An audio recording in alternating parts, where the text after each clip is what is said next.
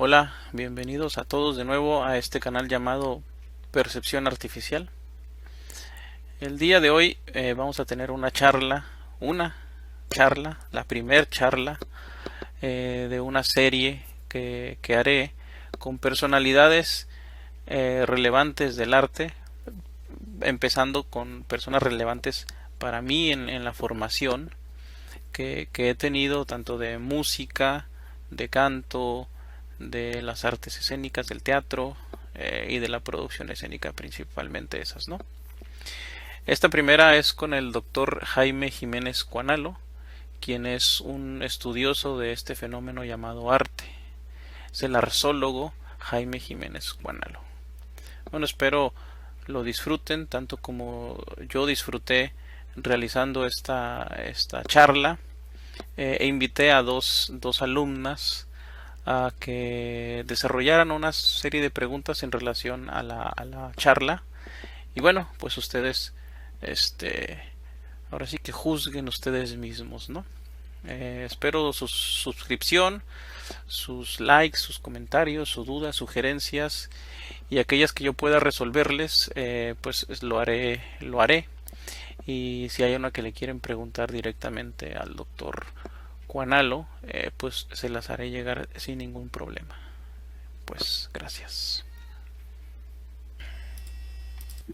Ok, Ok. Este, pues bueno, vamos a iniciar más que pues es una conversación en respecto a el arte en general.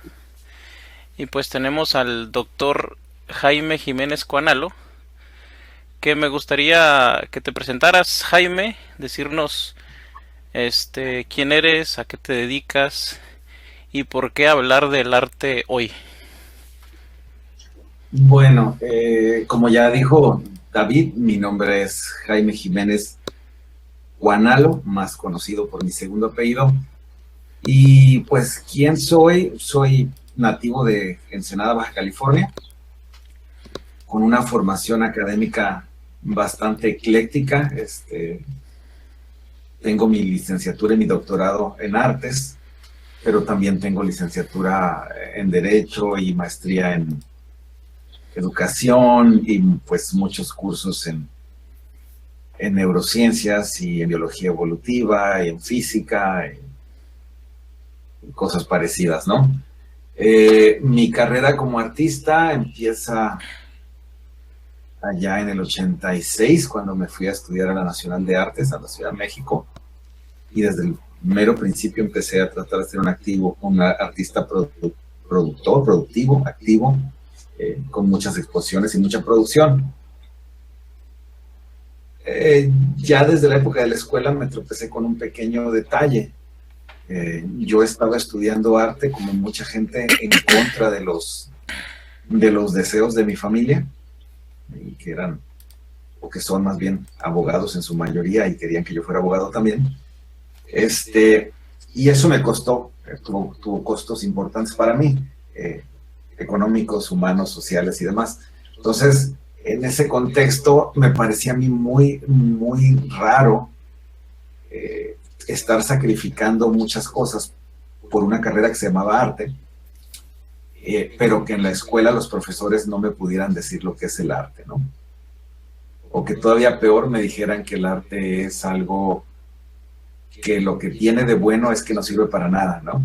O que el arte es algo que es bueno porque cuando estamos ociosos, pues de alguna manera nos gratifica, nos da algún tipo de placer, aunque se le trate de sublimar y se hable de un placer espiritual o algo así, ¿no? Pues todo esto a mí me parecía ridículo e inaceptable ya desde aquel entonces, que tenía 18 años. Y y bueno, después de una discusión con un profesor que tenía yo allá en la carrera, en la UNAM, eh, me retó a que estudiara yo estética para entender lo que era el arte, para satisfacer esta duda, esta curiosidad que yo tenía. Y pues eso hice, estudiar mucho estética, tratando de encontrar mi respuesta. Más de 15 años, al mismo tiempo que desarrollaba yo mi carrera como pintor, sobre todo, durante muchos años, y también como fotógrafo. ¿por qué hablamos de arte o por qué hablar de arte hoy, aquí, ahora? Es algo que no te hubiera podido responder hace años, ¿no? En esos años en que estuve yo buscando respuestas, pero que hoy en día sí te lo puedo responder, y te lo puedo responder de muchas maneras. Una de las maneras sale de un hecho histórico, Okay. y es el hecho de que todas las sociedades de las que tenemos noticia, en todas partes del mundo y en todas las épocas, han tenido alguna cosa que podamos calificar como arte. Y cuando vemos eso desde la perspectiva de la biología evolutiva, eso nos hace sospechar que esa acción, esa actividad, tenga que ser necesariamente algo que tiene un valor evolutivo, un valor para la supervivencia. Conductas aprendidas normalmente no prevalecen tanto cuando no tienen esa utilidad o valor, ¿no? Si fuera un lujo, un gusto, una gracia, un complemento, etcétera, pues habría pues muchas sociedades que tuvieran arte, pero también habría muchas que no lo tuvieran, ¿no? Sin embargo, el hecho de que veamos que históricamente, desde el mero principio de la humanidad hasta aquí, todas las sociedades de todos los tiempos lo han tenido, pues ya nos hace sospechar que debe de ser en realidad algo útil e importante. Otro detalle es que todas las sociedades intuyen que es útil o importante. Aunque en los últimos 2000 años no se había tenido una respuesta, no se había tenido un modelo teórico que nos dijera qué es el arte, pues ya las instituciones, las sociales, los países, las sociedades, sospechaban que es importante. ¿Cómo sabemos que lo sospechaban? Bueno, pues porque casi todas las sociedades modernas destinan algún presupuesto al arte y la cultura. Casi todas las sociedades modernas tienen algún departamento de cultura de algún tipo y destinan algún presupuesto. En el caso de un país como México, por ejemplo, que somos un país no considerado de los países ricos y que sabemos que el arte y la cultura representan un porcentaje muy pequeñito, muy chiquitito, ínfimo del presupuesto nacional, aún así el gasto en arte y cultura en nuestro país es de muchos millones de dólares al año. Más en Tijuana, de hecho, se invierten por parte de los tres niveles de gobierno varios millones de dólares al año en arte y cultura. Entonces, ¿por qué queremos hablar de arte y cultura? Bueno, mínimamente, mínimo ya, pues porque el gobierno se está gastando nuestro dinero en eso, ¿no? Y si el gobierno se está gastando nuestro dinero en eso, lo menos que querríamos por lo menos saber es, pues, qué es eso y para qué nos sirve, ¿no? Porque si ya le vamos a meter un par de milloncitos de dólares anualmente al presupuesto del IMAC, por ejemplo, pues no estaría mal saber para qué se supone que sirve ese dinero ahí. Y además, porque si no sabemos qué es o cómo funciona el arte, pues cómo vamos a saber si se gastó bien el dinero o no, si lo que se hizo sirvió o no. Okay. Y aquí hay que acordarse mucho de lo muy malo que es la justificación de por lo menos se hizo algo. Esa es una terriblemente mala justificación, ¿no? Que a cada rato se nos da en este contexto de lo del arte y la cultura. Yo siempre les digo, bueno, imagínate que me estoy muriendo de cáncer y necesito medicina y tú te gastas toda la lana en curitas. Y luego yo te digo, oye, pero me siento muy mal y tú me das un curita o 2 curitas o 5 curitas. Y yo te digo, bueno, los curitas no me están sirviendo de nada y aparte te acabaste el dinero en curitas y ya no hay dinero para mi medicina. Y lo que tú me respondes es, bueno, no te quejes, por lo menos hicimos algo, ¿no? Pues está muy mal, o sea, no se trata de por lo menos hacer algo. Sobre todo, a veces lo que se hace es algo malo, algo en contra de las necesidades o los intereses de la sociedad. Es mejor a veces de plano no hacer nada que hacer algo. Pero sobre todo, si ya se va a hacer algo, pues lo ideal es que se use bien el recurso humano y el recurso económico, y que se haga algo que sirva. Y eso es imposible de saber si tú no tienes un modelo teórico que te diga qué es el arte, cómo funciona y para qué sirve.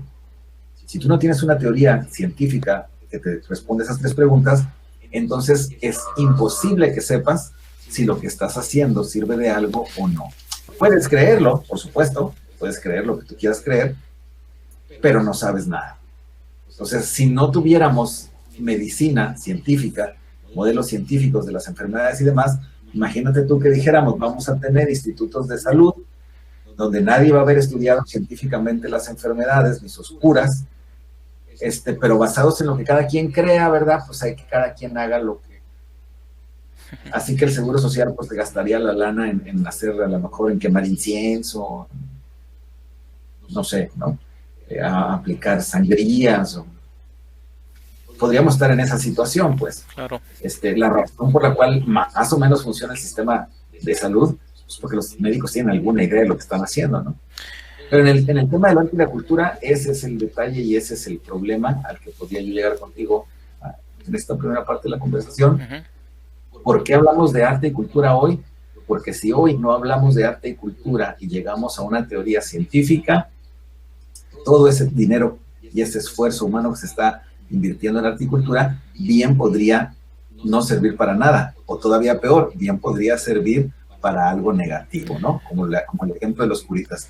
Bien podría ser que no se pueda ni siquiera hacer lo que se necesita hacer, porque ya nos gastamos todo el recurso en otra cosa que no nada más nos sirvió, sino que terminó estorbando, ¿no? La única manera de salir de esa situación es tener una auténtica teoría del arte que nos permita, pues de alguna manera, tener respuestas concretas y claras de qué es lo que estamos haciendo, para qué lo estamos haciendo, qué efectos va a producir y cómo podemos medir nuestros resultados. Muy bien, Jaime, y a muchos les genera ruido combinar arte y ciencia. Dicen, pero ¿cómo, no? ¿Cómo combinar esas dos cosas? Les hace mucho ruido si ponen el arte como algo muy espiritual y mágico. ¿Qué podrías decir al respecto? Bueno, que yo entiendo en general el impulso humano hacia el pensamiento mágico, ¿no? El pensamiento mágico fue el primer pensamiento humano. Cuando el arte creó las primeras formas allá en la prehistoria, en el Paleolítico, pues creamos esta noción, esta sensación medio mágica de que podíamos ejercer poder a distancia, ¿no? Nombrar las cosas o representar las cosas nos daba poder. La palabra o el dibujito del animal nos daba poder sobre el animal. Lo curioso es que de hecho tenían razón, en ese contexto tenían razón, y la teoría del arte hoy lo explica, pero hoy en día ya no tiene sentido, ¿no? Querer conservar ese recoveco de pensamiento mágico, pues lo único que sirve para hacer es regresarnos al medievo y al salvajismo, ¿no? Digo, lo primero que hay que hacer, creo yo, en ese tema es tener bien clara la diferencia entre un objeto, como puede ser el arte, este objeto de aquí, y mi estudio científico del objeto. Pues la gente me dice a mí, ¿cómo vas a estudiar el arte científicamente si el arte no es científico? El arte no es racional, el arte es la emoción. Y yo digo, pues sí, cierto, tienen toda la razón. Pero tampoco las lechugas son racionales, ni matemáticas. Y uno las puede estudiar científicamente sin ningún problema. La locura no es nada racional y se puede estudiar científicamente. Vamos, el caos es quizá lo menos racional que hay y también lo podemos estudiar científicamente. Entonces, una cosa es que el arte no sea científico y no tiene por qué ser científico, sino, pues no sería arte, sería ciencia. Pero otra cosa muy distinta es que no podamos ponernos el sombrero de científicos y observar el fenómeno artístico y ver qué está pasando. Entonces, quiero nada más terminar diciendo que nunca ha sido cierto que la ignorancia nos dé libertad y nunca ha sido cierto que la ignorancia nos dé poder. La ignorancia nos hace siempre esclavos, nunca ha tenido otro resultado. E insistir los artistas o el público que le interesa el arte en mantenernos a propósito en la ignorancia, porque nos han dicho que así vamos a ser más libres, no es cierto, no vamos a ser, nunca jamás la ignorancia ha hecho a nadie libre, nunca ha habido un gobierno, nunca ha habido un opresor, un tirano, que haya dicho, caray, para que no sean libres mejor los voy a educar, los voy a preparar, les voy a dar herramientas de pensamiento. No, claro que no. Cuando la gente nos quiere oprimir, cuando la gente nos quiere usar, procura mantenernos en la ignorancia. Y entonces para mí es hasta perverso, es maquiavélico esta cultura alrededor del arte que se dio desde los norteamericanos, básicamente de mediados del siglo pasado, cuando se empezó toda esta campaña muy dura en contra de cualquier forma de arte o de artista autoconsciente o reflexivo, ¿no? Y se nos empujó a este rollo de puro humo, ¿no? De hablar como si todos estuviéramos constantemente drogados, o yo no sé, que no podemos ni razonar, ¿no? Pura palabrería hueca, sin sentido, y todos hacemos cara de que entendemos, órale, pero en cuanto se habla de cualquier cosa concreta, tangible, no, eso no, porque me estás limitando mi libertad. ¿Cuándo jamás el conocimiento nos ha hecho esclavos? Nunca, es la ignorancia la que nos hace esclavos. Ok. ¿Y por qué en este sentido que hablaste hace rato de la estética, y muchos dicen, pues la estética ya estudia el arte? Desde tu perspectiva, ¿por qué sí o por qué no estudia ya al arte la estética? Bueno, aquí pues tenemos un problema o varios problemas, ¿no? Primero un problema de uso del lenguaje, ¿no? Cuando la gente usa una palabra mal y mucho, pues llega un momento en que la palabra de alguna manera va perdiendo su utilidad. La utilidad de las palabras radica en la convención. Si tú y yo estamos de acuerdo en que, o sea, que esto de aquí son unas tijeras, mientras estemos de acuerdo, la palabra funciona, porque cuando yo te pido las tijeras, tú nunca me vas a dar esto, tú me vas a dar. Entonces, cuando la convención se pierde, la palabra va perdiendo utilidad, y eso le pasó a la estética. Sí, la estética, para empezar, es una palabra relativamente nueva. Es una palabra que fue creada alrededor de 1700, entre 1700 y 1750, en Alemania. Y aunque él usó raíces griegas, esto no quiere decir que sea una palabra griega, que es una palabra que nunca se usó en Grecia. ¿Sí? No es una palabra que se haya usado en la lengua griega, los griegos no la usaban, no hay ningún autor o filósofo griego que haya hablado de estética. La estética es una creación moderna, 1700, 1750. Y en 1750, cuando Baumgarten la crea básicamente a través de un libro que se llamó Aesthetica Scripsit,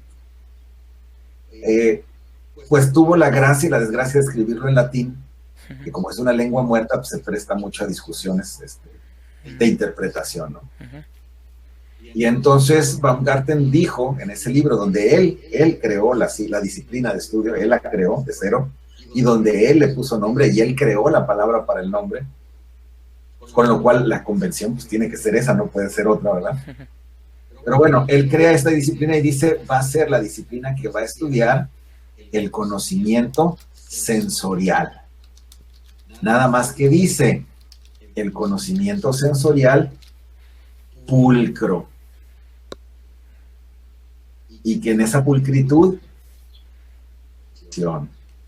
y no el conocimiento sensorial que no sea pulcro, está deforme, él habla de deformidad, es deformitas, así lo que él describe, y dice que eso sería pues lo contrario, lo negativo, ¿no?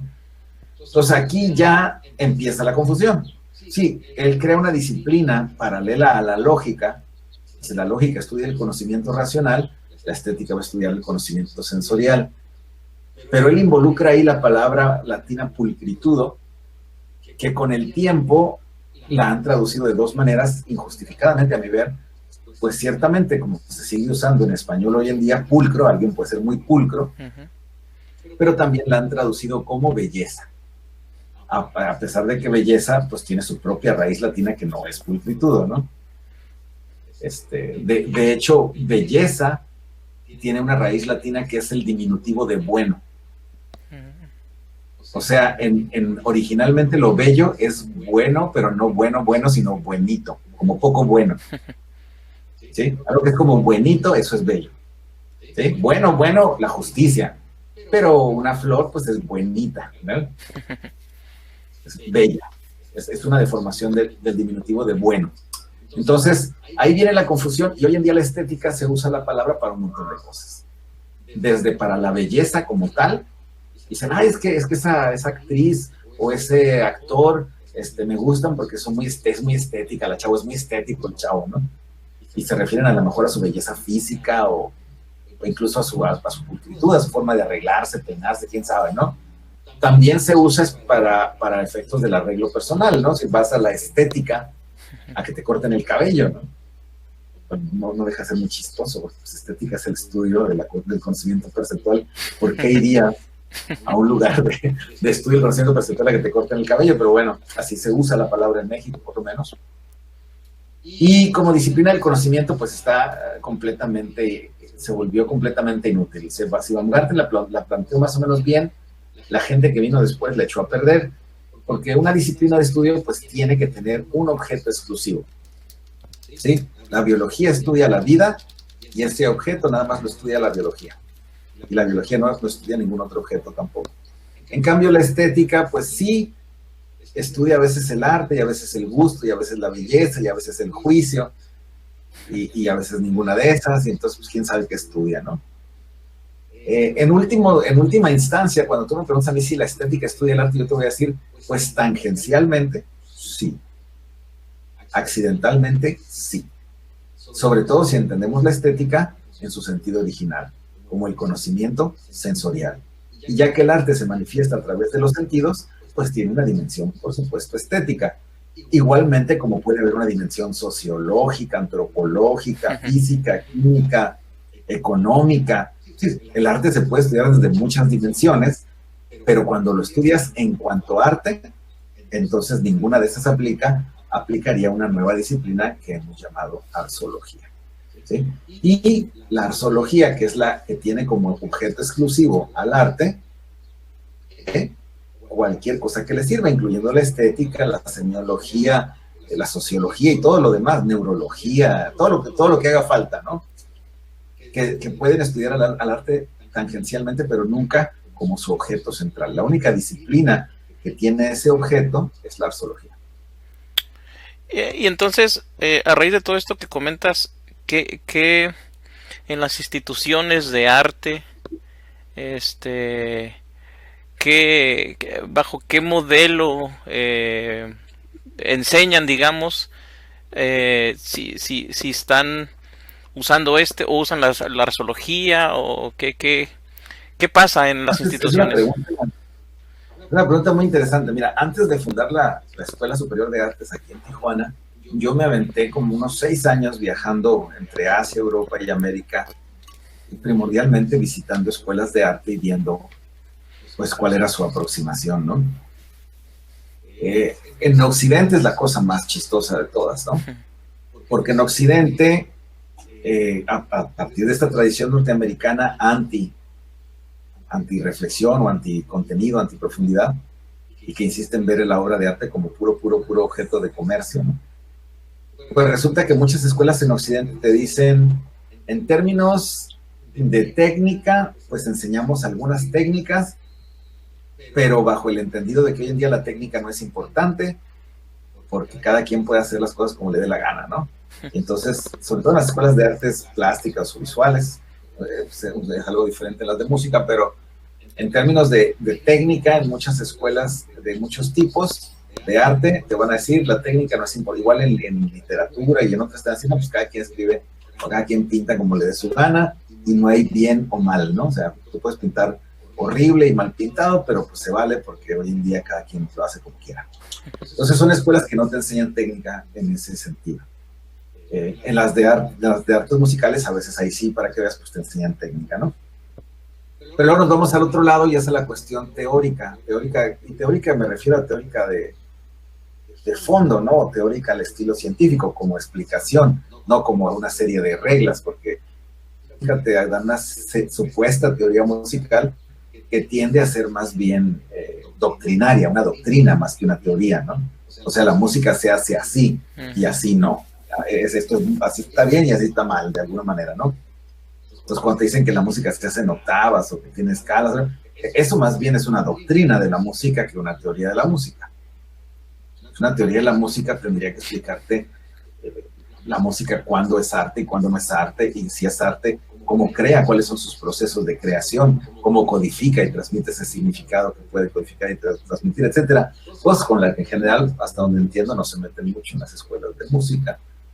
Y en las escuelas de las otras artes, pues tampoco, ¿no? Digo, pero resulta que la mayoría de las escuelas, excepto las de música, que algo te enseñan de técnica, la mayoría de las escuelas de arte no te enseñan ni técnica ni teoría, ¿no? Y entonces la pregunta es, ¿qué te enseñan, no?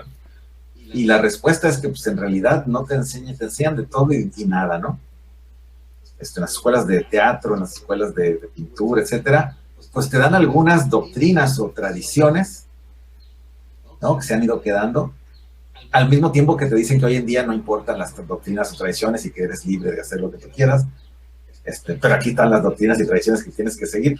Hay una contradicción, yo creo, de fondo esencial en las escuelas de arte, de todas las disciplinas artísticas, ¿eh? No he tropezado yo ahorita con alguna que no lo sea. Digo, en danza, por ejemplo, ni siquiera aterrizar bien, no sé yo, una cuestión de la danza como un auténtico género, sino que la siguen dividiendo, por ejemplo, la gente que habla de ballet clásico, que no pueden crear nada porque ellos nada más pueden copiar y repetir, y luego la gente de contempo, que ellos tampoco en realidad pueden crear nada porque hay una serie de reglas que tienen que respetar, etcétera. Digo, no veo yo pues ni en las artes visuales, ni en la danza, ni en teatro, ni en música, que las escuelas estén formando creadores. Eso es lo que yo creo que debería ser una escuela de arte, una escuela que formara creadores. Y para eso se requieren dos cosas, técnica y teoría, y yo creo que ninguna escuela ahorita casi está usando ninguna de esas dos cosas, ¿no? Creo que te dan un poco o mucho de técnica, dependiendo de la disciplina, y que te dan doctrinas o tradiciones. A veces, curiosamente, son tradiciones relativamente modernas, ¿no? Que no por eso son menos doctrinarias y menos académicas, ¿no? Porque digo, tanto en música como en artes visuales, por ejemplo, está este rollo de lo que era revolucionario allá a principios del siglo pasado y que hoy en día se ha vuelto prácticamente la ley, así, que tienes que cumplir o estás fuera, que eres marginado, ¿no? Porque, pues, ¿cómo no vas a estar siguiendo la cura de lo nuevo? Ahora sí que lo nuevo, pero lo nuevo de hace 100 años, o sea, no lo nuevo de ahorita, lo nuevo de hace 100 años, y eso es casi religión, ¿no? Eso es algo que se tiene que cumplir y aceptar y no se puede cuestionar. Yo creo que tú lo ves mucho en música, con esto de los ruiditos, ¿no? Claro. Y en artes visuales, pues con la basura, ¿no? Que la gente está atrapada en eso, vas a llegar a cualquier cochinada que encontraste y la pones ahí en una galería y dices que es tu obra de arte y todo el mundo se burla, pero pues ahí está y vale una lana porque hay un mercado que lo soporta, ¿no? Pero la verdad es que todos sabemos que es una vacilada, que no tiene ningún chiste, que es algo que está muerto, es un callejón sin salida.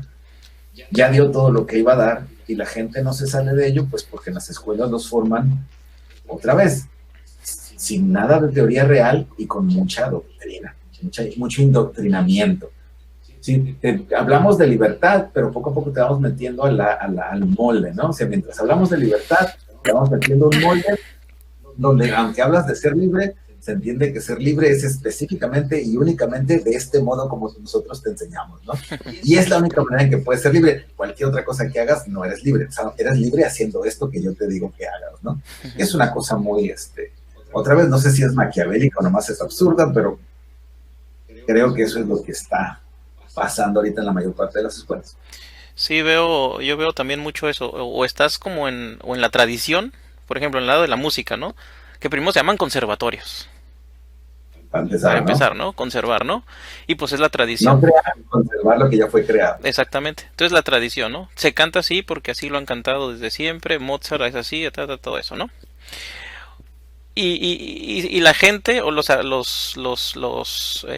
artistas o pseudoartistas o los que quieren ser artistas o dicen o me pongo en la tradición o me pongo en este rollo de hacer ruiditos o de hacer basura y al público también lo ponen así, ¿no?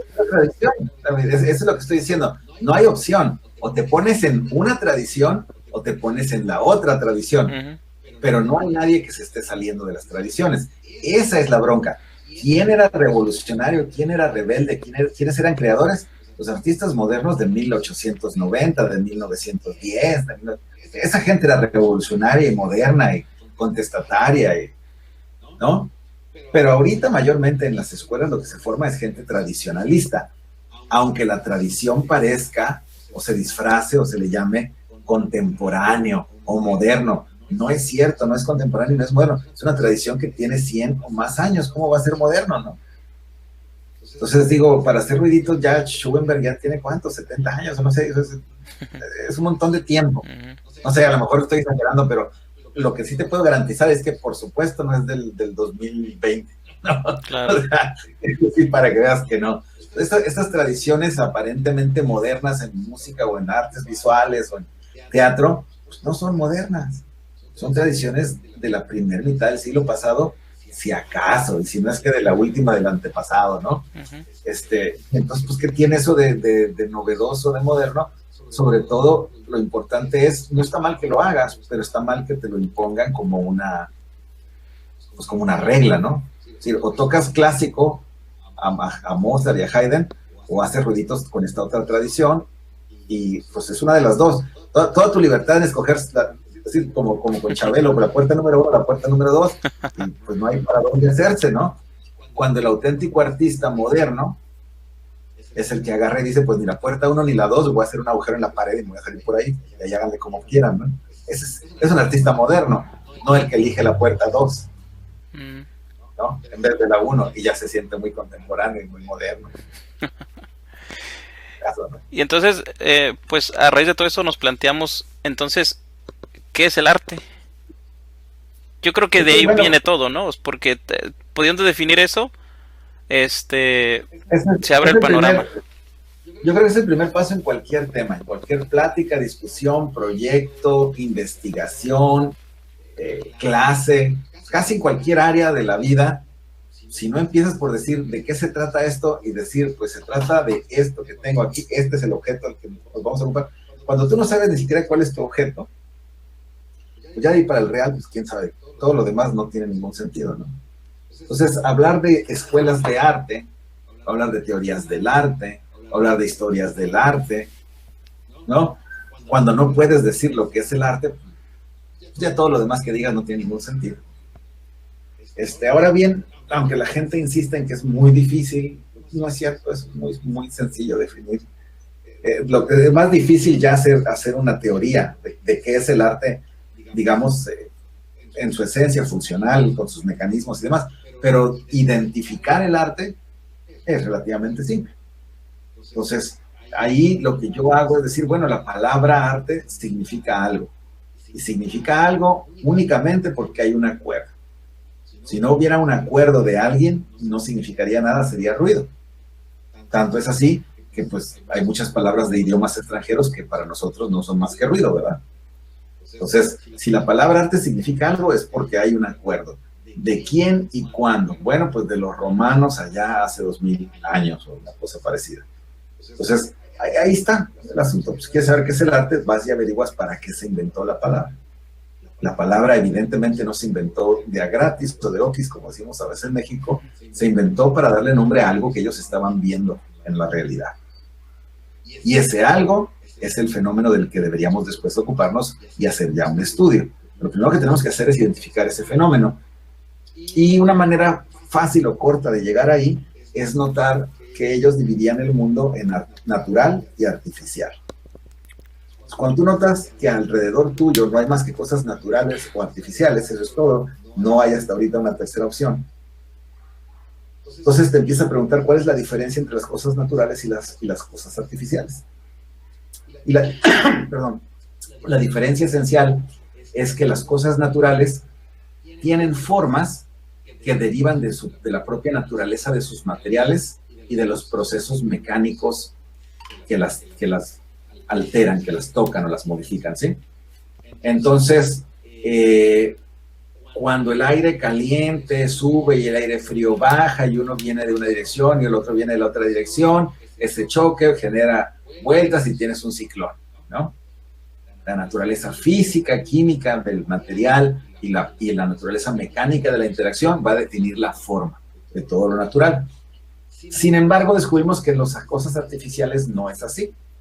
Por ejemplo, estas tijeras que estaba usando yo como ejemplo, pues si no nos fijamos mucho decimos, pues están hechas como de acero y plástico.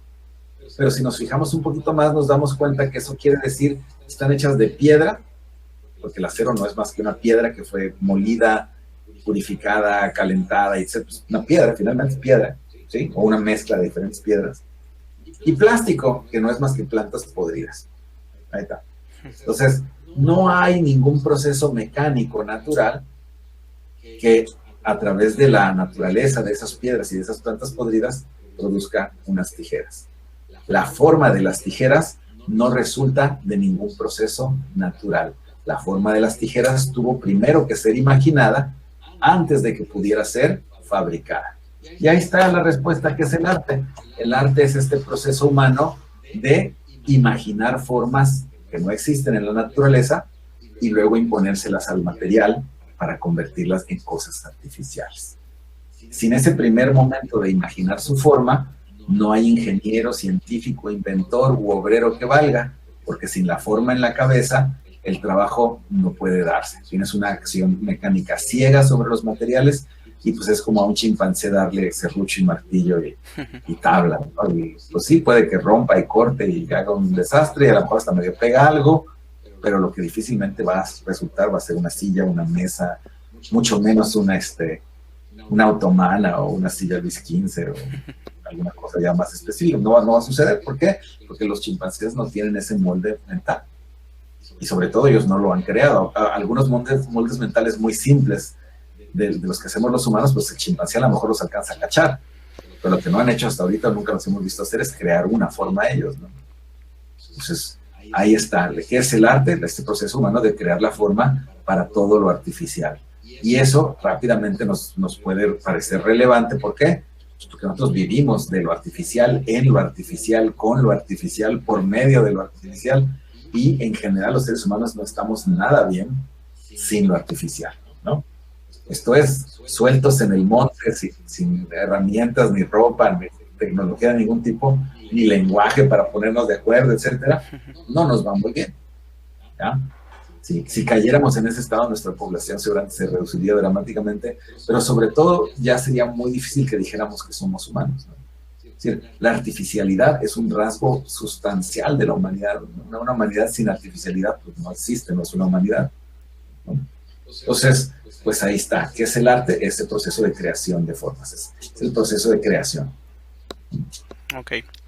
Pues Jaime, tengo aquí, bueno, están aquí con nosotros dos alumnas, estudiantes de canto y de teatro y de teoría musical, principalmente esas. Y tiene unas preguntas interesantes aquí para ti. Me gustaría pues darles voz a ellas para que las expongan. Y pues iniciamos con Luna. Luna, ahora sí que Luna, ¿estás ahí? Presente. Ok, puedes poner tu camarita. Hola. Ok, permítame. Uh-huh.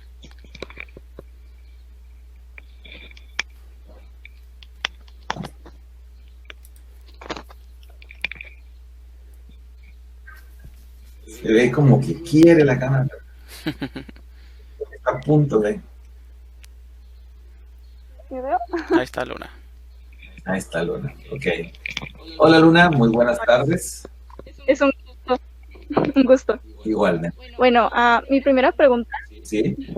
es ¿existe un método para hacer el arte?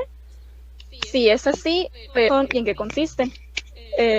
Por lo que estuve escuchando, pues normalmente pues como en las ramas del arte nos enseñan cosas tradicionales, entonces ¿eso se le podría considerar como un método?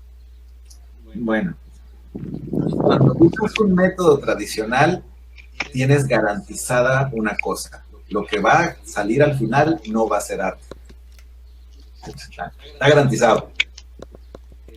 Si tú tomas la carretera que va de Tijuana a Ensenada con la esperanza de que vas a llegar a otra parte, pues algo anda mal ahí, ¿no? O sea, pues vas a llegar a Ensenada, no puedes llegar.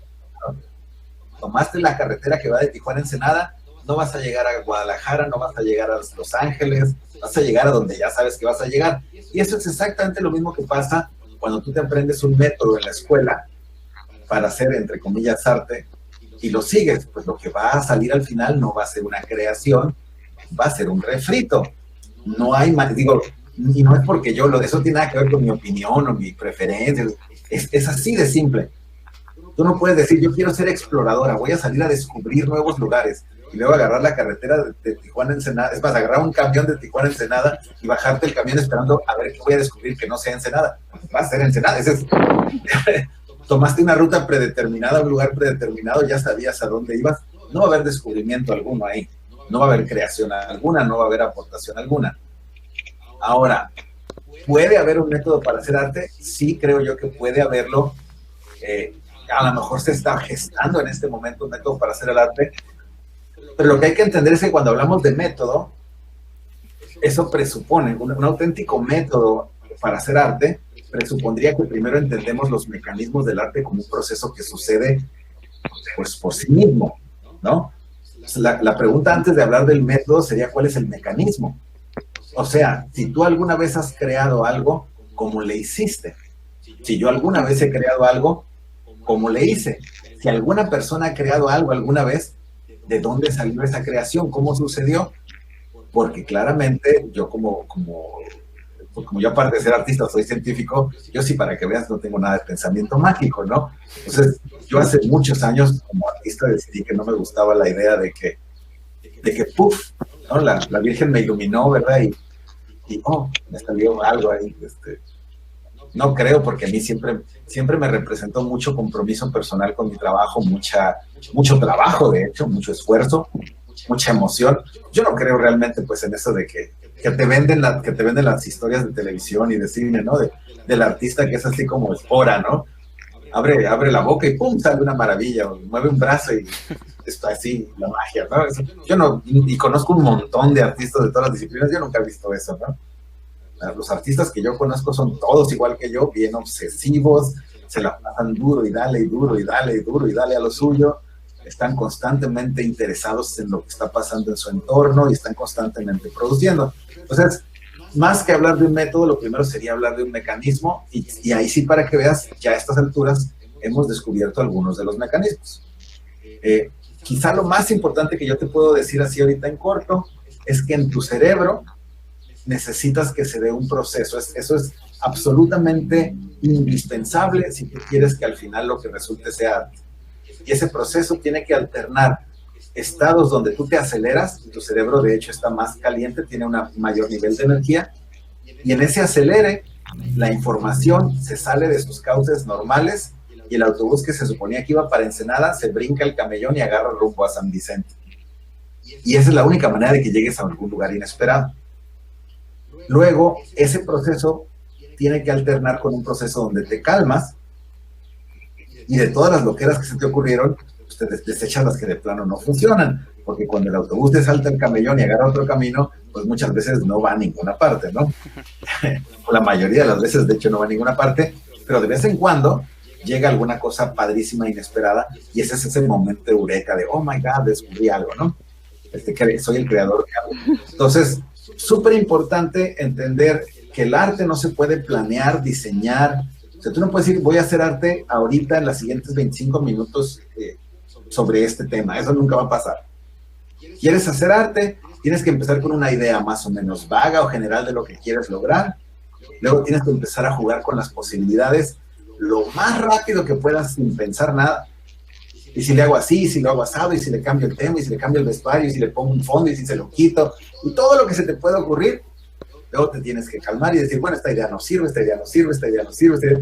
Oye, esta, pues igual podría servir, no así como está, pero promete, ¿no? Y luego tienes que repetir ese proceso varias veces. Y okay, solamente cuando vas llegando es cuando vas a ser creativo. Sí, dime.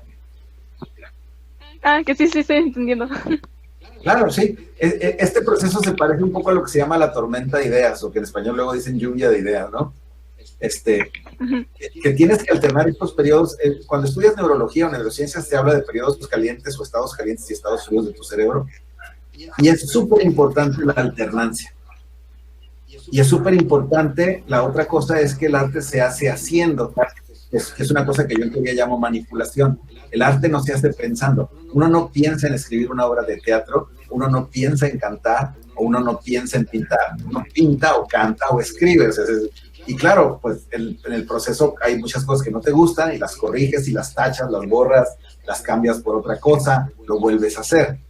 pero uno nunca jamás, la persona que se sienta y dice, voy a pensar una obra de arte, pero hasta que no esté seguro de que sé lo que voy a hacer, lo voy a hacer, yo le puedo garantizar ahorita, que le puedo poner toda la lana que quiera en la mesa, que no le va a salir una obra de arte.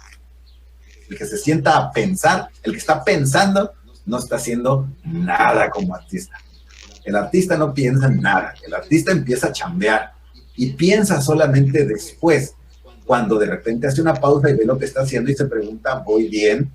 ¿O enderezo el rumbo? Ahí piensa uno, ese es el momento en que se piensa.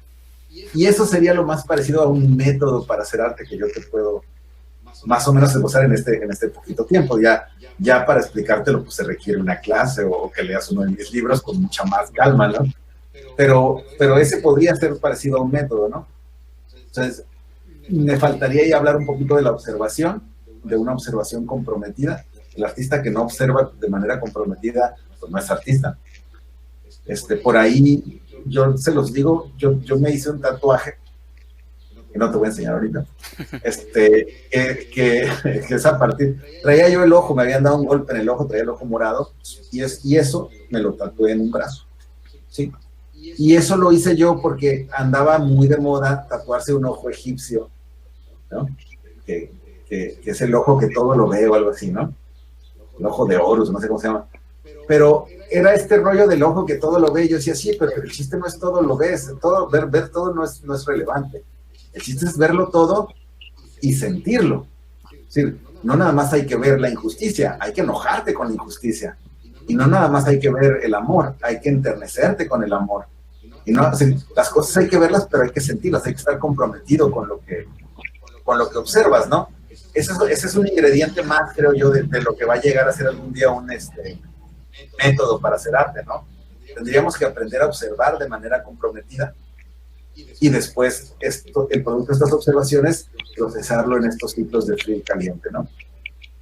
Y eso sería lo más cerca que yo por lo pronto estoy de un método, ¿no? De un método para hacer arte. No sé si de hecho, la respuesta te satisface la realidad, ¿no? De hecho, las observaciones sirven precisamente para pulir esa obra, ¿no? Bueno, no quede como lo primero es una observación que no es para nada. Algo que yo le decía a la gente cuando tenía 18 años y decidí no estudiar leyes, mi papá se infartaron y me metí a la escuela de arte. Y de repente la gente me preguntaba, ¿qué haces, no? Y estaba yo sentado en una banqueta viendo borrachitos entrar y salir de una cantina ahí en la Ciudad de México. Y llevaba como 2 horas ahí sentado y me encuentra un amigo y me dice, ¿qué haces? Y le digo, pues estoy trabajando. Me dice, ¿estás trabajando? Estaba yo con una soda y algún panecito, ¿no? Y viendo a los borrachitos y trae salir de una pulquería más específicamente, ¿no? Y digo, estoy trabajando. Me dice, ¿cómo estás trabajando? Le digo, claro, soy artista. Este es mi trabajo. Es una parte. Ahora, ¿qué voy a hacer con esto que estoy? No tengo idea. Se va a convertir en un dibujo, en un cuadro, en un grabado, en una acuarela, en un video, no tengo ni idea qué voy a hacer con esto. Pero en un primer momento, el artista observa el mundo de manera comprometida, no su obra, el mundo. Después viene el proceso de creación, donde tú empiezas a producir ideas, garabatos, bocetos, y entonces sí, primero haces un cochinero, después te calmas y observas lo que hiciste, eliges, quitas, pones, mejoras, y lo vuelves a trabajar, vuelves a parar y vuelves a ver lo que hiciste, le corriges tantito y lo vuelves a hacer hasta que descubres lo que quieres hacer. Después que ya tienes como algo en sucio, vamos a decir que tú ya más o menos creaste tu idea de tu espectáculo escénico en sucio, entonces viene un proceso que se llama diseño, donde tienes que aplicar toda la teoría y toda la técnica que deberían enseñarte en la escuela. Donde tú dices, ok, ya tengo mi escena, vamos a estar hablando de teatro, ¿no? O de ópera. Ya tengo mi escena donde se supone que la gente se está poniendo cada vez más nerviosa porque el personaje se está alterando y sientes que va a matar a la otra persona y al final la mata. Y tiene que ser algo terrible, ¿no? Bueno, que ya armé mi escena, ya más o menos aquí está mi choro. Ahora mi pregunta es, ¿el público va a ver eso que yo estoy diciendo? Pues a ver, ¿no? Y ahí es donde la teoría semiológica y estética y etcétera te va a dar las herramientas para asegurarte que lo que según tú hiciste es lo mismo que el público va a ver. Porque no hay nada más trágico que presentar tu trabajo con una idea y que el público se vaya completamente por otro lado. Y le vayan a los artistas con la lagrimita, ¿no? Porque tu obra era trágica y todo salió riéndose, ¿no? O porque según tú la obra era chistosa y todo salió enojado. O sea, pues ahí es donde ya interviene otro tipo de trabajo y de observación, que es la teoría y la técnica. En ese segundo momento, después de la creación, aplicas la teoría y la técnica y a ese proceso yo le llamo diseño. Bien, oye Jaime, y ahorita que hablaste de eso de que el público pues perciba lo que tú quieres plasmar, de repente también surge esta idea fantasiosa, es que muchos dicen, pues el público ve lo que quiere, ¿no? O sea, yo no voy a como decirles que ver, cada quien ve lo que quiera ver, ¿no? La libertad del público, claro, sí. Bueno, ahí nada más hay que acordarse de que el público, hasta ahorita, mayormente que tienes, pues son seres humanos que tienen el mismo sistema visual, auditivo, que comparten contigo la misma convención, ¿no? Porque digo, pues si tú vas a hacer una obra en español para gente que nada más habla ruso, no le van a entender nada. Así que eso de que el público, cada quien ve lo que cada quien ve, pues a menos que estén mal de la cabeza o enfermos de la vista o algo así, pues todos van a ver más o menos lo mismo y van a entender más o menos lo mismo, ¿no? O sea, es cierto que la experiencia del público es única. El problema es que es única en un porcentaje muy chiquito, ¿sí? Es decir, de toda tu experiencia ante una obra musical o de pintura o de teatro, de toda tu experiencia, lo que tú le pones de único como público es un 3%. De ahí un 25, 30, 40% es cultural y luego como 60% es nada más porque eres ser humano y vienes de la misma familia evolutiva que todos los demás seres humanos, ¿no? Entonces la verdad es que las experiencias del público van a ser muy típicas, nunca van a ser idénticas, pero van a ser casi iguales, son típicas, ¿no? Entonces la verdad de las cosas es que tú puedes perfectamente controlar lo que el público va a sentir, va a ver, va a entender, más o menos en general, para la buena mayoría de tu público. Y claro, pues siempre habrá alguna excepción que se fue completamente por otro lado, pero pues ahí no nos preocupamos, que ¿qué le vas a hacer? Siempre hay algún loco, ¿no? Que sabe por otro lado y no hay nada que hacer. Pero sí, por supuesto que se puede dirigir, digamos, la interpretación del público, pues en un 70, 80, 90 o más por ciento, ¿no? Muy bien. Ana, ¿andas por ahí, Ana? Sí, aquí estoy. A ver, tu camarita para hacer una pregunta de las que tienes.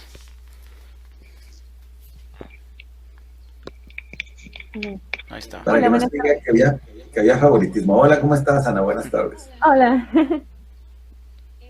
Bueno, mi primera pregunta es, ¿creación que realiza una persona sea arte o no? Bueno, básicamente la respuesta está en la pregunta. Si lo que hiciste fue una creación, es arte. Ahora hay que tener mucho cuidado con la palabra creación. Agarrar este libro y abrirlo, pues es una transformación, manipulación, pues no es una creación. Vamos, si yo agarro este libro y lo copio palabra por palabra, y luego lo imprimo en papel igualito y le hago unas portadas igualitas y hago otro libro igualito, lo copié a mano, luego lo escribí en la compu, luego lo imprimí, lo empasté, sale un libro igualito, pero yo no hice ninguna creación, yo no soy el autor de nada.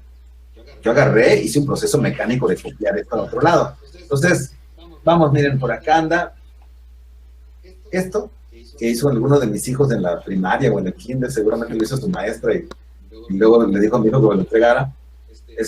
Pues seguramente les dijeron que estaban haciendo algo creativo, que era una clase de creatividad, ¿no? Pero esto no es creativo, esto lo guardo de recuerdo porque es de mi hijo, y me da ternura, pero no es porque sea creativo. ¿Cómo ser creativo? O sea, no tiene nada de creativo, ¿no? ¿Por qué? Porque crear quiere decir poner en el mundo algo que no existía. Pues cuando tú fabricas una silla, tú no creas las sillas ya existían.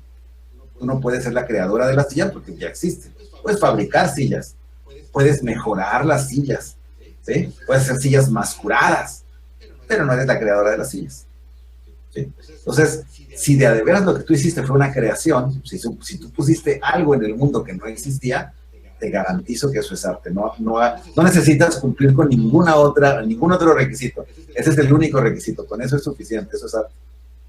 Ahora, no hay creación al 100%. Eso es muy importante decirlo.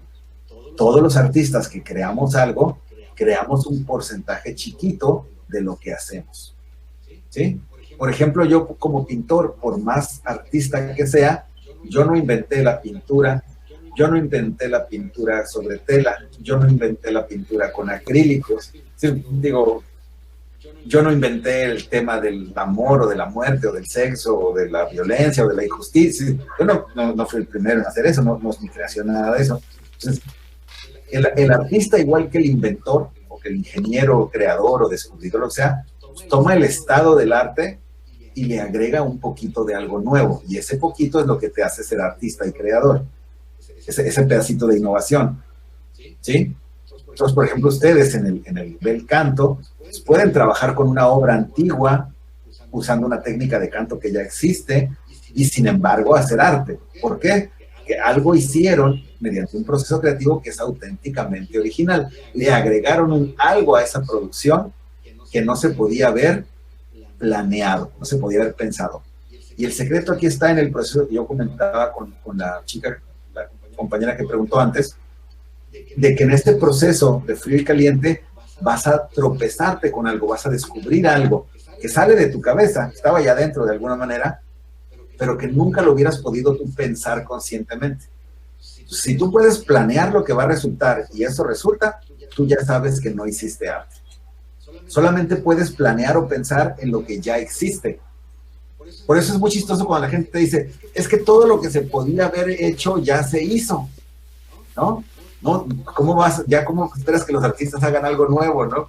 Y eso es muy chistoso porque lo que yo les digo a mis alumnos es que eso siempre ha sido cierto. Hace 2.500 años o 3.000 años hubiera sido cierto también. Todo lo que se podía hacer ya se hizo. Claro. Ahora, lo que no se podía hacer, pues no se ha hecho, pero eventualmente no quiere decir que alguien no lo vaya a hacer, ¿sí? Entonces, por ejemplo, hasta hace apenas poquito más de 100 años, la gente te podría haber dicho, es que hacer una máquina para que los humanos vuelen es imposible. Imposible, hasta que alguien lo hizo, ¿no? ¿Sí? O el arte abstracto era impensable hasta que alguien lo hizo, ¿sí? En fin, digo, la música no tenía notación, la música no se podía preservar más que por tradición oral, básicamente, hasta que a alguien se le ocurrió un sistema de notación musical, ¿no? Y después se pudo grabar la música. Entonces, cosas que antes no se podían hacer, hoy se pueden, porque hay actos de creación. Pero en cualquier momento, si tú me preguntas, a ver, dame un ejemplo de algo nuevo, pues la pregunta es ridícula, ¿verdad? ¿Por qué? Porque para crear algo nuevo no son enchiladas, necesito echarle mucho trabajo y eventualmente si lo logro, pues va a ser una creación artística, por supuesto, ¿no? Y en vía de mientras, pues no, así ahorita pensar en algo nuevo, pues no puedo, porque solo puedes pensar lo que ya existe, lo que ya sabes, lo que ya conoces. Y para que tú lo conozcas es porque ya lo conoce mucha gente. Pues claramente no es original, no es nuevo, no tiene nada de artístico eso.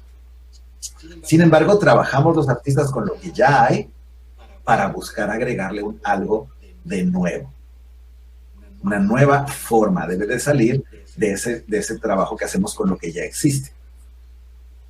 La otra cosa importante es que es muy difícil que una forma nueva le salga a a un solo artista en una sola obra.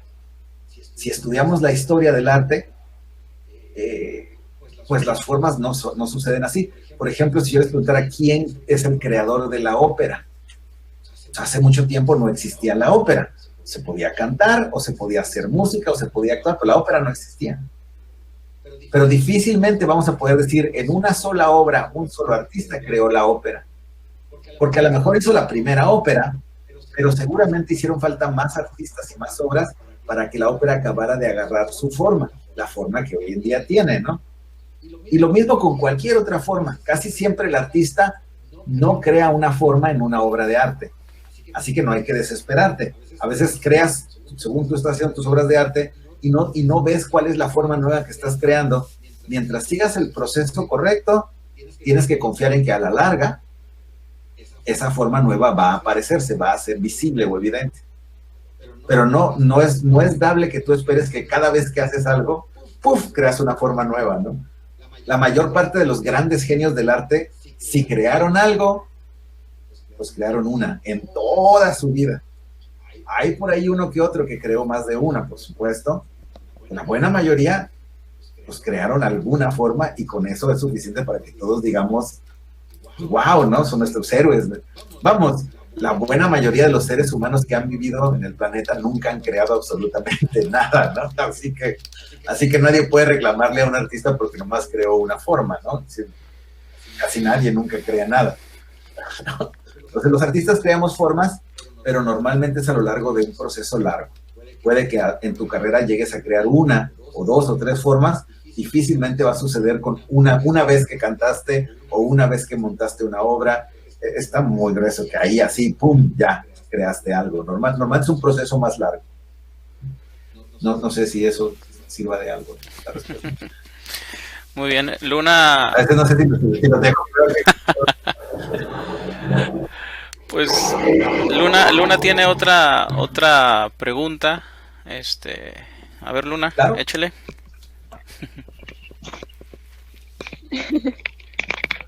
¿El arte es un talento? ¿Y por qué? Y pues dependiendo también de esa respuesta, ¿se necesita talento para hacer arte? Okay. Pregunto esto porque normalmente me pasa que estoy platicando con una persona y no sé, estoy dibujando y me dicen, ay, es que yo no tengo talento, yo no sirvo para eso. Y es como, bueno, se hace como algo raro, entonces... Mira, esto del talento es complicadísimo. Para empezar, el arte no es un talento, ni el arte es una cosa, el arte es un proceso. Es un proceso en el que tú creas una forma nueva. Ahora, en ese proceso hay artistas, hay obras de arte, hay técnicas, hay muchas cosas. Pero el arte en sí es el proceso. Ahora bien, en ese proceso normalmente se involucra la manipulación. Te estás rascando una guitarra hasta que te sale algo. Estás embarrando pintura y le pones y le quitas hasta que te sale algo. Haces muchos dibujos buscando algo que no sabes qué es hasta que de repente dices, oh my God, esto es, ¿no? Y en ese proceso, donde requieres habilidades de ejecución o de manipulación, se puede dar esto que la gente llama talento. Que más o menos, y es muy difícil, es un término nada técnico ni científico, ni mucho menos, hasta donde más o menos yo puedo decirte, asumo que con talento nos referimos a algún tipo de habilidad psicomotriz, vamos. Y en ese sentido, pues sí, hay gente que tiene más facilidad para aprender alguna cosa que otras, ¿no? Más velocidad en los dedos, o más flexibilidad en los dedos para tocar el piano. O habilidades naturales, puedes tener habilidades naturales que se pueden llamar talento. Ahora, ¿eso es indispensable para hacer arte? No. ¿Eso ayuda para hacer arte? A veces.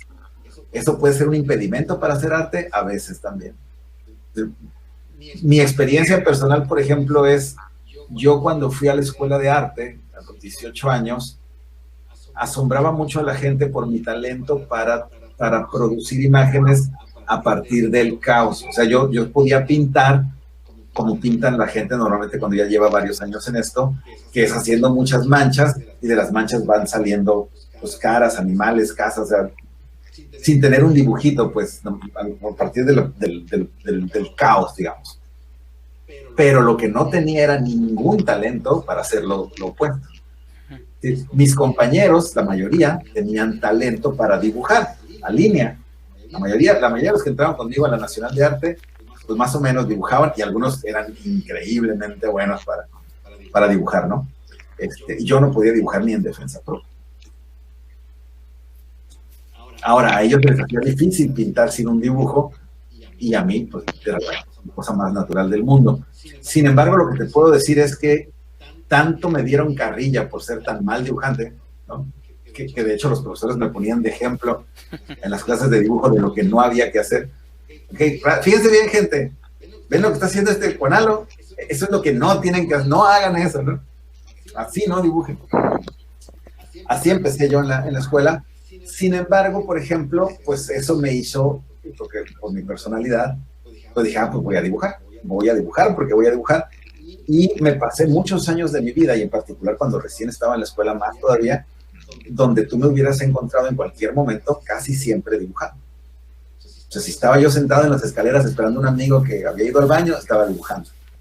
Si estaba sentado en la cafetería comiéndome mi torta o esperando que me llamaran para recoger mi café, estaba dibujando. Si me invitaban unas cheves, unos amigos a la casa de alguien o a un bar, estaba dibujando. Dibujaba día y noche, todo el día, todos los días, todo el tiempo, y eventualmente me volví famoso en la escuela como alguien que dibujaba. Mucha gente se comparaba conmigo, querían competir conmigo, o querían demostrar que eran mejores que yo. A mí me daba risa porque yo empecé siendo el peor dibujante de mi generación. Aunque después de alguna manera como que me dieron un cierto estatus. Y de hecho, el que era el mejor dibujante de mi generación cuando entramos, él y yo nos volvimos muy buenos amigos, pero siempre hubo rivalidad. Hasta la fecha, la última vez que lo visité en París, pues fuimos a un bar y estábamos los dos dibuje y dibuje, ¿no? A ver quién de los dos lo hacía mejor, ¿no? Entonces, no creo que se necesite el talento. Creo que el talento ayuda cuando lo hay, siempre que esté acompañado de una cierta humildad, ¿no? Ese talento de que te permita seguir aprendiendo. Pero lo que yo sí vi mucho en mi carrera y a mi alrededor es gente que empezó con mucho talento y se quedó ahí. Y la gente que empieza mucho talento y se queda ahí es la gente de la que uno dice, oye, mira, pues qué padre hace lo que sea para ser tan joven, ¿no? Oye, qué padre toca el violín para tener apenas 16 años, ¿no? Pero cuando tienes 36, pues ya no se puede decir eso, ¿no? O sea, lo que era padre para tener 16 años, pues ahora es mediocre para ya tener 36. O qué padre dibuja para alguien que no ha ido a la escuela, ¿no? Bueno, a los 40 años, si sigues dibujando igual, la pregunta es por qué carajo no aprendiste a dibujar, o sea, que estás haciendo todavía lo mismo, ¿no? Entonces, el talento no alcanza más que para eso. El talento alcanza para apantallar a tu mamá, tu papá, tus amiguitos, a tus tíos, ahí a tu mundo, pero no para apantallar a los profesores. Nunca te va a colocar a la altura de ninguno de los grandes artistas de la historia, pues el talento así no sirve para nada, ¿no? Entonces, es bueno tener talento, es una suerte, qué padre que tiene algún talento, pero es urgentísimo bajarte de tu nube del talento y ponerte a chambear y aprovechar la ventaja, ¿no? Es un poquito como la historia de la liebre y la tortuga, ¿no? La liebre corría tan rápido que se distrajo y la tortuga le ganó, ¿no? Entonces, tú tienes mucho talento, a lo mejor se te puede ir el avión. La otra cosa con el talento es que te malacostumbras a que te aplaudan, y entonces es bien difícil que intentes hacer algo nuevo o diferente. Yo hago estos monitos de este modo y siempre me aplauden, o retrato a todos mis amigos, a todos mis familiares en este estilo, y todos dicen, ¡ay, qué padre!, ¿no? Pero ya no me animo a hacer otro tipo de cosas que a lo mejor no me salen, porque ya no me gusta la idea de que no me digan, ¡qué padre! Oh my God, ¿cómo le haces? Deberías estar en alguna parte, en un museo, ¿no? Entonces, muy importante esto sobre el talento. El talento es muy padre, es muy útil, no es un requisito, ayuda siempre y cuando no se convierta en un impedimento para seguir aprendiendo, ¿no? Muy bien. ¿Cómo andamos, Jaime, para otras 3 preguntas? Les aparté en la tarde, así que no Muy bien. No me comprometí en nada. Entonces, precisamente para no cortarles el avión. Cuando ustedes quieran. Excelente. Ana, ¿tiene una segunda pregunta? Ok, mi segunda pregunta es, ¿una creación realizada por un método de arte que no sea comprendida por el espectador sigue siendo arte? Ok. Si lo que tú lograste fue una creación, eso implica que es nuevo. Si es nuevo, es inevitable que no va a ser comprendido. ¿Cómo podrían comprender algo que no conocen? Uno comprende lo que uno conoce. Ahora bien, una creación aspira a llegar a ser comprendida al paso del tiempo, y eso presupone que esté bien compuesta. Si está mal compuesta, puede que sea una obra de arte, pero es una mala obra de arte. ¿Por qué? Porque no importa qué tan interesante y original e importante sea lo que creaste, si nadie se puede enterar porque nomás no te entienden, ni al paso del tiempo, pues no se ganó nada, ¿no? Entonces es muy importante que uno sepa como artista creador que siempre que innovas estás en broncas. Siempre que eres de veras artista estás en broncas, porque la gente quiere ver pues lo que ya sabe. Si la gente que va al teatro va esperando ver pues lo que ellos entienden como teatro. La gente que va a la danza, que espera ver lo que ellos entienden como danza. La gente que va a ver pintura, que espera ver lo que ellos entienden como pintura. Si les das algo diferente o nuevo, pues se van a sacar de onda. Eso es inevitable. O sea, si lo que tú esperas es la aprobación inmediata, pues olvídate de hacer arte, no es para ti. El arte no es para la gente frágil emocionalmente. Los artistas somos llorones, quejosos y demás, pero en realidad no somos tan frágiles porque pues uno tiene que aguantar la crítica. Yo he aguantado algunas críticas muy duras a lo largo de mi vida y pues uno, si te desmoronas, pues no duras en esto, ¿no? Es decir, nadie dura 10 años o más como artista. Yo llevo 30, imagínate. Nadie dura más de 10 años como artista si las críticas te parten tu corazón. Cada vez que alguien te critica algo, pues, se te corta el corazoncito en dos. No, pues ya lo tendría yo hecho polvo, ¿no? Entonces, la verdad de las cosas es que uno como artista sabe que en la medida que eres más artista, la gente menos le va a entender a lo que hiciste al principio, ¿sí? Ahora, no importa, si está bien codificado, le van a acabar por entender. Pero además, no le van a entender del todo al principio, pero tú puedes jugar con la técnica para ayudar a hacer digerible tu creación. Es otra cosa que es importante. Y nos regresamos a aquello que preguntaba, ¿cómo te llamas? La primera que preguntó. Luna es. Luna. Que me preguntaba por un método, ¿no? Bueno, la creación es una parte del método, pero después cuando ya tienes el producto creado, usas el diseño, la técnica. Y ahí tú puedes agarrar y decir, si mi producto es demasiado nuevo y demasiado difícil para el público, les voy a echar la mano, le voy a poner un contorno, un aderezo, un barniz que lo haga más digerible, pero que al mismo tiempo mantenga la necesidad del público de tratar de entender esta parte novedosa que tiene mi obra, ¿no? Entonces ahí sí cuenta mucho la técnica, ¿no? La técnica y la teoría que uno aprenda y volvemos al rollo del talento. Tú puedes tener talento y llegar a crear cosas nuevas, pero de tal manera que la gente nomás las rechace y ya. La bronca es pasar del talento al oficio para que tu creación finalmente sea recibida, comprendida, procesada por el público, así les tome un tiempo, ¿no? Creo que esa sería la respuesta. Muy bien. ¿Luna? Pero no le quita nada de artístico a tu trabajo si de entrada la gente no lo entiende, ¿eh? En todo caso, es una, o porque es muy nuevo, o dos, porque está mal dicho lo que quisiste decir. Ahora, eso no le quita lo artístico, a lo mejor le quita la calidad técnica, pero no la calidad artística. Jaime, hay una pregunta aquí para hacerle comprender también un poquito más a Ana. ¿Cómo saber en ese punto si realmente es arte porque no es bien comprendida o que es arte porque no es bien comprendida? Sí, no sé si me explico. Bueno, nunca puedes saber si eso no es arte en base a la reacción del público. Ni siquiera puedes saber si eso no es arte en base a ver la obra tampoco. Para saber si es arte o no es arte, tienes que primero analizar la obra y entenderla más o menos, y luego hacer un análisis histórico para ver si de veras hay algo de nuevo en la obra. Sí, ahí sí, para que veas, ni yo ni nadie, el que te diga que puede saber si algo es arte nomás así con echarle un vistazo, pues te está choreando, te está mintiendo, ¿no? La única manera de saber si es algo arte o no tiene nada que ver con la reacción del público, es ver lo que se codificó, lo que se puso, la estructura que está ahí en la pieza, y ver en otras piezas históricamente si son formas que ya existen o son formas nuevas. Porque acuérdate que las formas nuevas pueden ser formas agradables, desagradables, incluso pueden producir rechazo las formas nuevas, lo cual no les quita el mérito artístico, ¿verdad?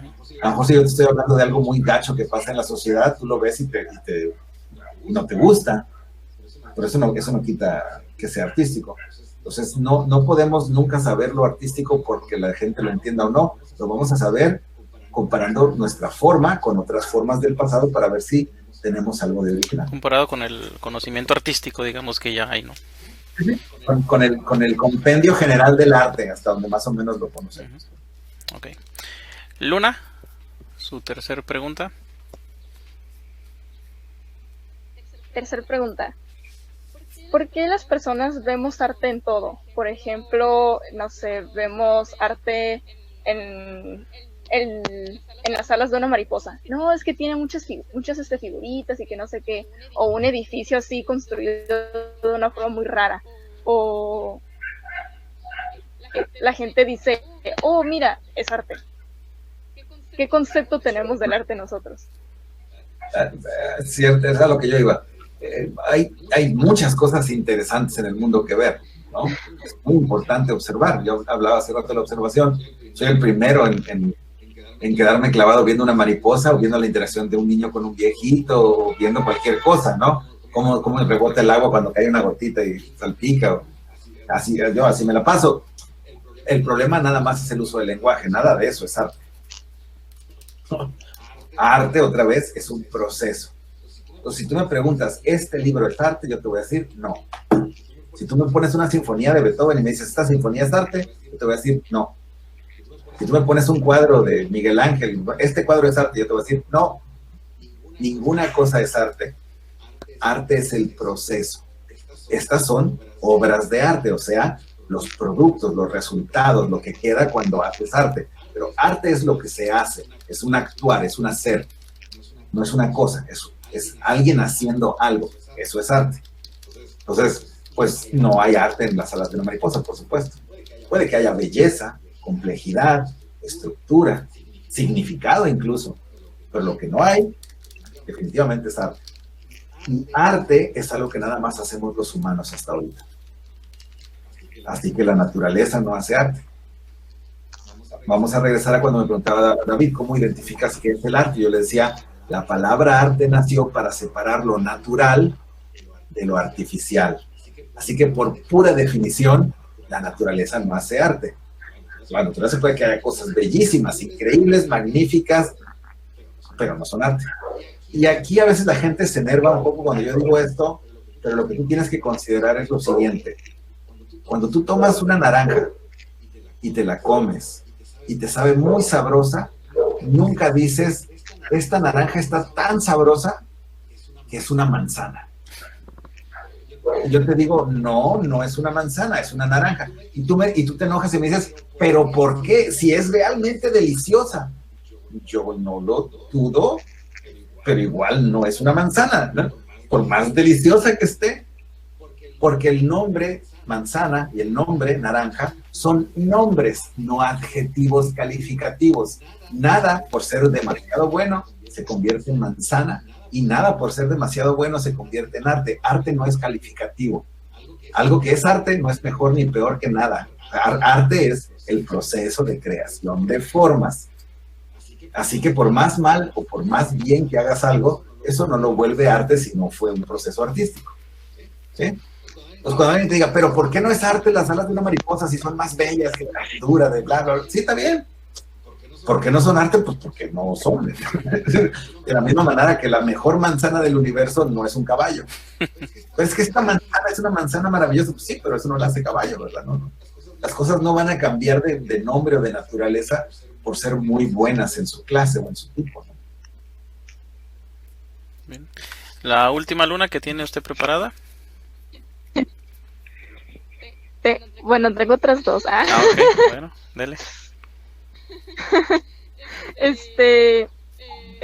En base a la respuesta de pues, mi última pregunta, ¿qué piensa de la metáfora?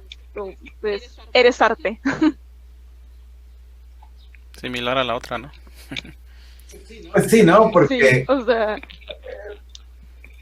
uno, no eres arte. Dos, ¿podría ser una obra de arte? Bueno, si tú a través de un proceso de creación te conviertes en otra cosa, que no sea un ser humano, pues igual y sí, podría ser una obra de arte, ¿no? Pero arte no eres, puede ser una obra de arte. Entonces, aquí el único chiste, la pregunta sería, ¿qué cosa tienes tú en tu forma que no sea parte de la forma que ya existía del ser humano? Aparte, porque aparte que el ser humano en su forma no nada más tiene brazos, piernas, pero también incluye el hablar, el elaborar cosas, el adornarse, vestirse. Así que no veo muy bien, pues, en mi mente, un ejemplo de alguien que yo diga, esa persona es una obra de arte. En principio no, en principio eres producto de la naturaleza, ¿no? Ujú. Pero podría suceder que fueras una obra de arte, ciertamente. Podría suceder, ¿no? No conozco ningún ejemplo todavía, pero no me cierro a la posibilidad. Bien, su última pregunta. Está bien. Pues como ando aquí prestando atención y así, noté que tiene una pintura atrás y mi pregunta es si la hizo usted. Ah, sí, sí, un día te invito a visitarme, la casa está de piso a techo llena de pinturas y grabados y cosas. Son 30 años de artista. Es inevitable. No, aquí no hay espacio para poner pósters o para relojes de pared, ¿no? Todas las paredes están llenas de piso a techo. Los 2 pisos de la casa están llenos de pinturas. Bien.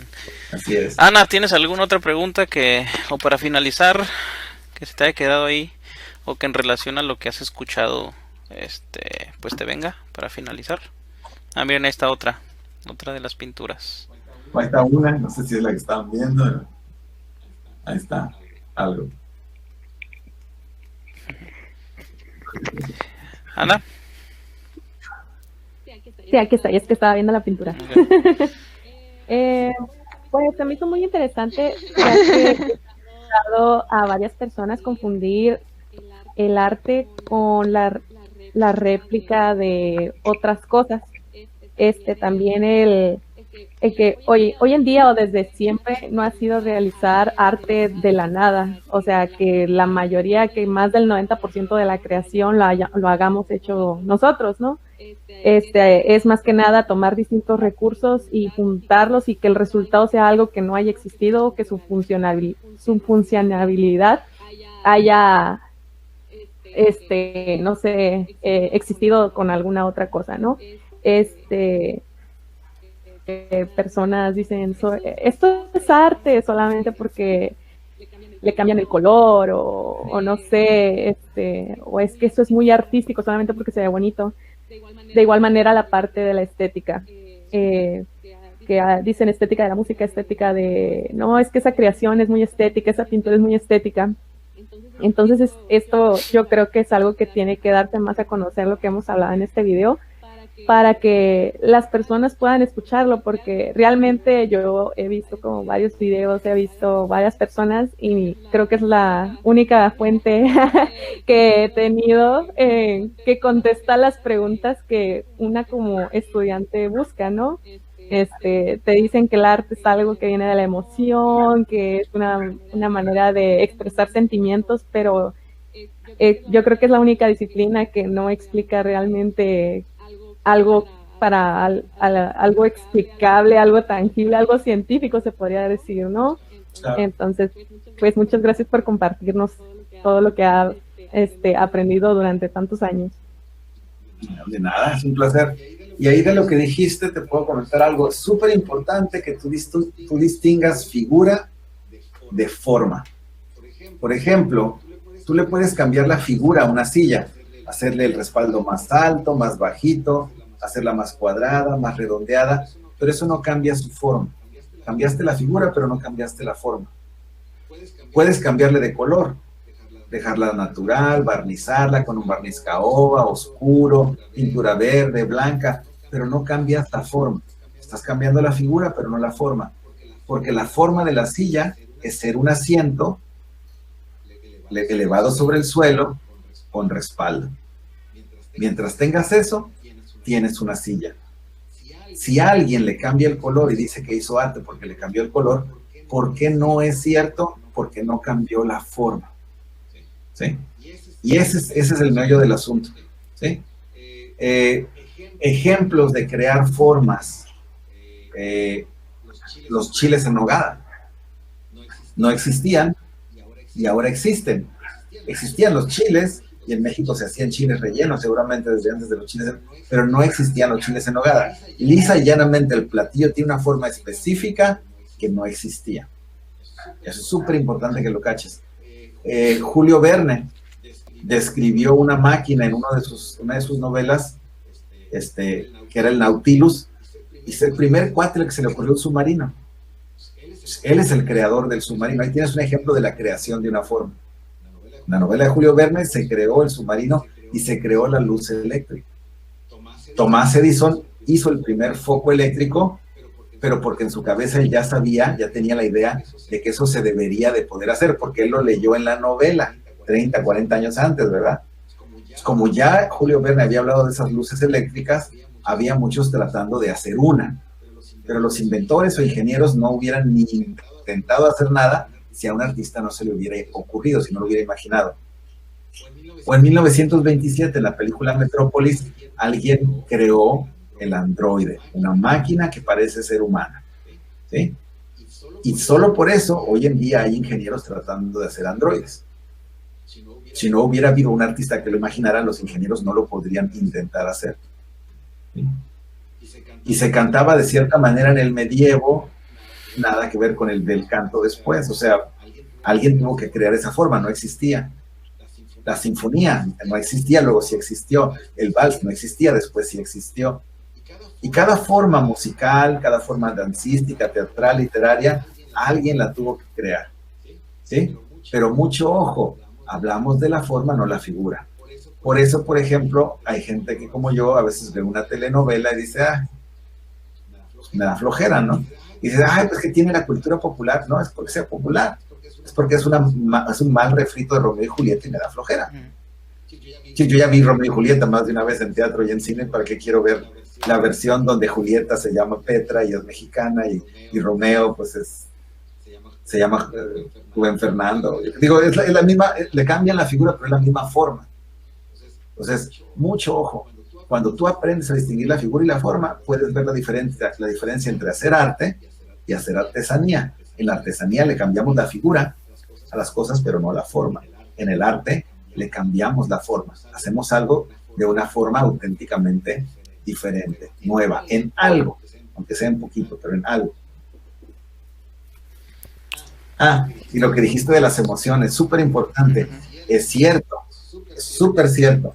El arte, en proceso artístico, involucra de manera súper relevante las emociones. Pero las emociones no son magia, no existen en el más allá.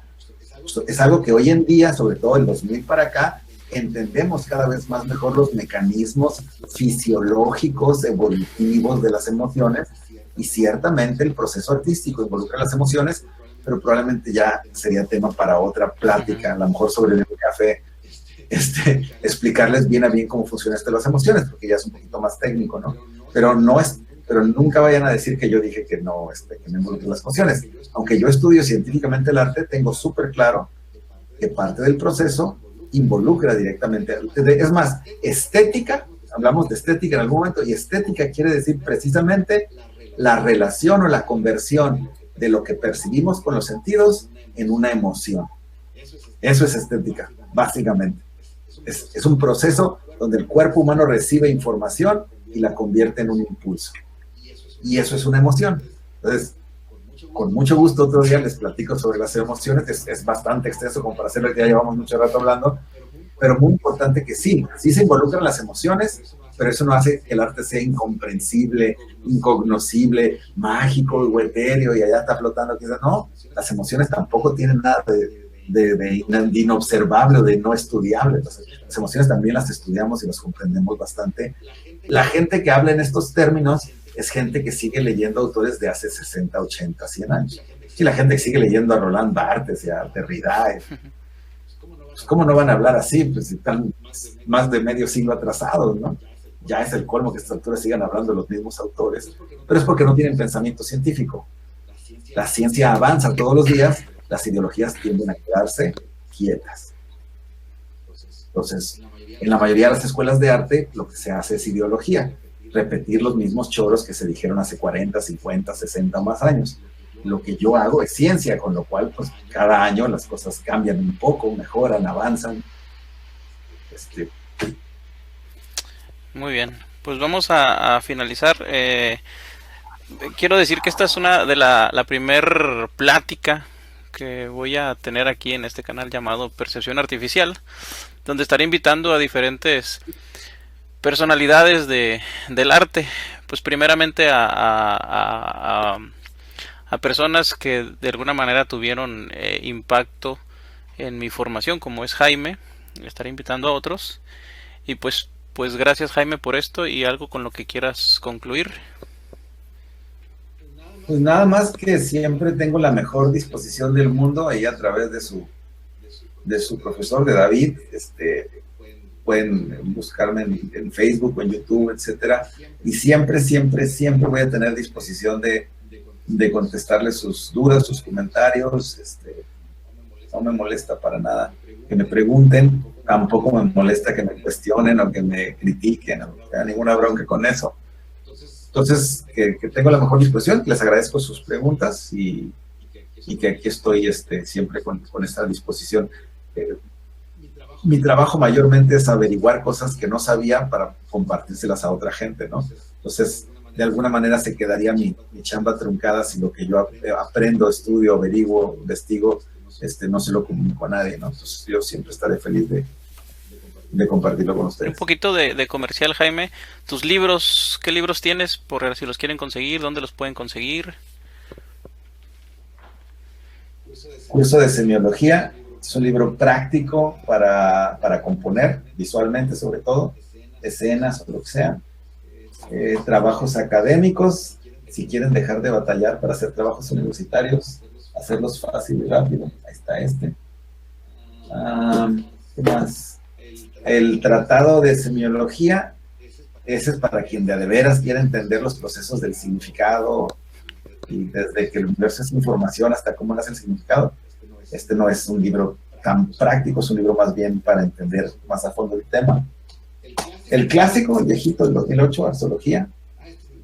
Este ojo es de mi ojo morado, es el mismo que traigo tatuado. Ya.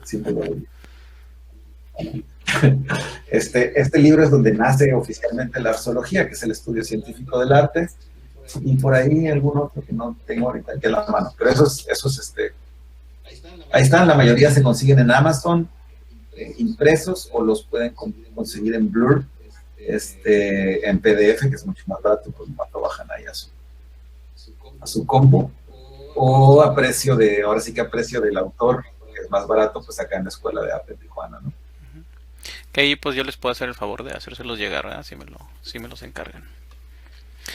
Pues bueno, Jaime, pues gracias por todo, y ojalá pues en algún otro momento bueno, que de seguro se va a dar, platicar y quizás hacer como un debate con diferentes personajes, digamos, del arte. Estaría súper interesante, ¿no? Yo siempre he puesto, ya sabes que no. Pues muy bien. No hay llene. Este tema, yo puedo estar feliz aquí metido en este tema y no tengo inconveniente. Pues muy bien. En platicar con ¿no? Excelente. Bueno, pues gracias a todos. Nos vemos. Hasta la próxima. Muchas gracias.